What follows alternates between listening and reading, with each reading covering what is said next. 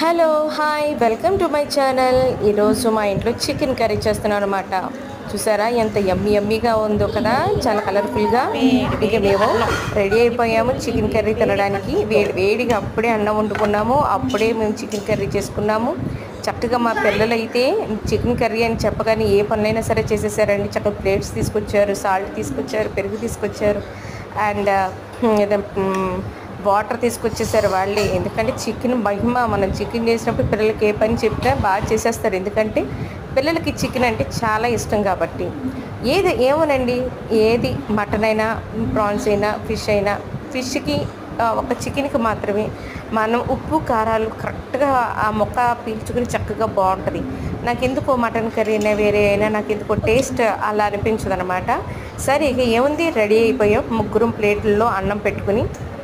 ఏంటి చూస్తున్నారా, అన్నానికి అదే గరిటె వాడుతున్నాను, కర్రీకి అదే గరిటె వాడుతున్నానని మా పిల్లల్ని అన్నం పెట్టి స్టార్ట్ చేశాను కండి. అమ్మ ముందు పెట్టు ఏమవుతుంది అని చెప్పేసి అదే గరిటె యూజ్ చేయించారు నా చేత. ఇచ్చానమాట. వాళ్ళు అన్నంతో పాటు చికెన్ కర్రీ మొత్తం తినేశారనమాట. నా చికెన్ అంటే బాగా ఇష్టం. ఇందులో నేను మిస్ చేసింది ఏంటంటే కొత్తిమీర ఎక్కడ చుట్టుపక్కల అడిగినా లేదని చెప్పారు. సర్లే చికెన్ ఉంది కదా అని అడ్జస్ట్ అయిపోయాం.